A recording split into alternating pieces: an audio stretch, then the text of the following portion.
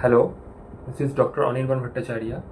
I am a practicing respiratory physician practicing at Paikpada, North Kolkata region at All-in-One Polyclinic, Paikpada. তো আজকে যে বিষয়টা নিয়ে আমরা আলোচনা করব সেটা একটা গুরুত্বপূর্ণ রোগ, যেটা সিওপিডি।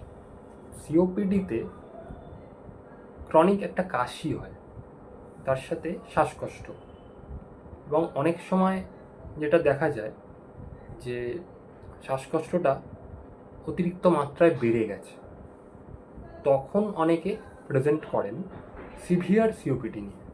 ততদিনে অলরেডি ডিজিজটা অনেকটাই বেড়ে গেছে। যদি আপনাদের কারোর কাশি, সর্দি কাশি লেগে থাকা, হাঁপানি, শ্বাসকষ্ট, এই জিনিসগুলো দেখা যায় এবং তার সাথে একটা সিগনিফিক্যান্ট স্মোকিং হিস্ট্রি থাকে বা পলিউশনের এক্সপোজারের হিস্ট্রি থাকে, তখন অবশ্যই নিয়ারেস্ট যে রেসপিরেটরি ফিজিশিয়ান আছেন বা নিয়ারেস্ট ডক্টর আছেন বা হসপিটালে আপনাদেরকে কন্ট্যাক্ট করতে হবে। কারণ এই সর্দি কাশি বারবার লেগে থাকা, হাঁপানি, শ্বাসকষ্ট হওয়া, ধূমপানের এক্সপোজার বা ইনডোর পলিউশন, সেখান থেকেও হতে পারে। তো এটা তো শ্বাসকষ্ট, কাশি, কফ বেরোনো, এই জিনিসগুলো অনেকেই জানেন যে এগুলোতে লক্ষণ সিওপিডির। কিন্তু আর একটা জিনিস যেটা নিয়ে আজকে মেনলি বলার, সেটা হচ্ছে ফ্যাটিগ। ফ্যাটিগটাও কিন্তু একটা সিওপিডির লক্ষণ হতে পারে। মানে অনেকেরই ধরুন আমাদের এখানে শ্বাসকষ্ট, কাশিটাকে অতটাকে প্রাধান্য দেন না, শ্বাসকষ্ট, কাশি তো লেগেই থাকে, এরকম অনেকেরই একটা মনোভাব আছে। কিন্তু ফ্যাটিগ এলে, উইক হয়ে গেলে, তখন ওনারা অনেকেই ডাক্তারের কাছে আসে। তাই সিওপিডিতে ফ্যাটিগ একটা বড় সিমটম। তো এই ফ্যাটিগ হওয়ার কারণটা কি? সিওপিডিতে যে শুধু ফুসফুসের সমস্যা হচ্ছে সেটা নয়, তার সাথে মাসেলের সমস্যা, স্কেলিটাল মাসেল এর সমস্যাটাও একটা খুব ইম্পর্টেন্ট ইস্যু। মানে আমাদের যে শরীরের মাংসপেশি, সেগুলো উইক হয়ে যায়, এবং উইক হয়ে যাওয়ার জন্য যেমন ব্রিদিং এফার্টটা অনেক বেশি দিতে হয়, তেমনভাবেই শারীরিক কাজকর্ম করার শক্তিটা কমে যায়।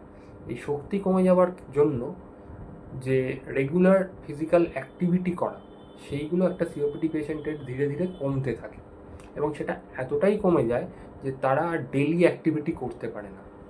সেটাকেই আমরা তখন বলি যে হাঁপানি, শ্বাসকষ্টের জন্য উনি রেগুলার কাজ করতে পারছেন না।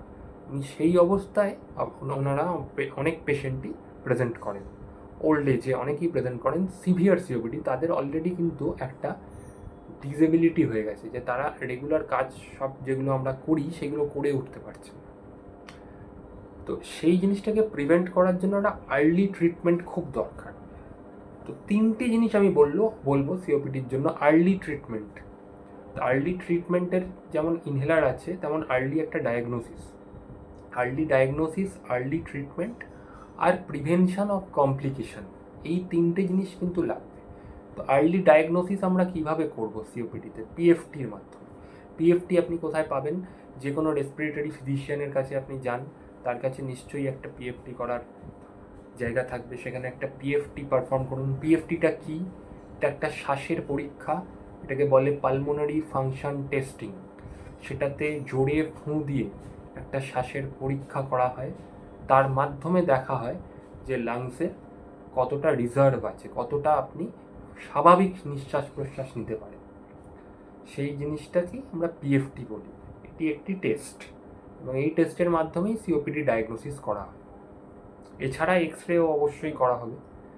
মেন ট্রিটমেন্ট কিন্তু আগের দিনও বলেছিলাম অ্যাজমাই ইনহেলার, এবারেও কিন্তু আমার বক্তব্য সিওপিডির মেন লাইন অফ ট্রিটমেন্ট কিন্তু ইনহেলার, কোনো ওষুধ বা বড়ি নয়।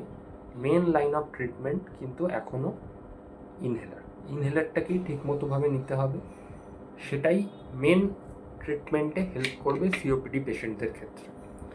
এছাড়া প্রিভেনশন অফ কমপ্লিকেশন, কী কী কমপ্লিকেশন সিওপিডি পেশেন্টের হতে পারে, সেইটা অনেকগুলো কমপ্লিকেশনই হতে পারে। সেটা আস্তে আস্তে ট্রিটমেন্টের মাধ্যমে ঠিক হয়, কিন্তু সব কমপ্লিকেশন যে একদম প্রিভেন্টেবল সেটাও নয়।